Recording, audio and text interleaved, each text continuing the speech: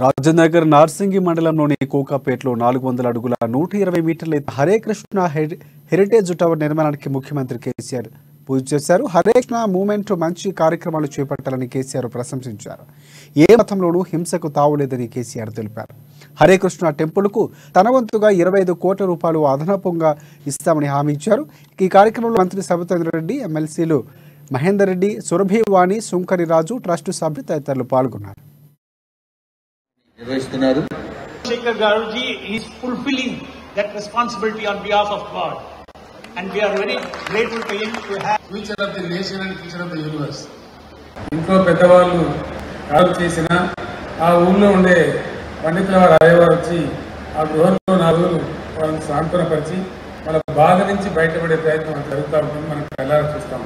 అంటే టెంపుల్ అనేది, భక్తి అనేది డెఫినెట్గా ఒక కమ్యూనిటీ సెంటర్.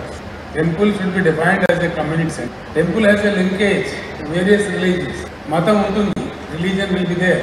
మత మౌఢ్యమే మంత్రులు కూడా వచ్చి తిని చాలా చక్కగా ఉంది, బాగుంది.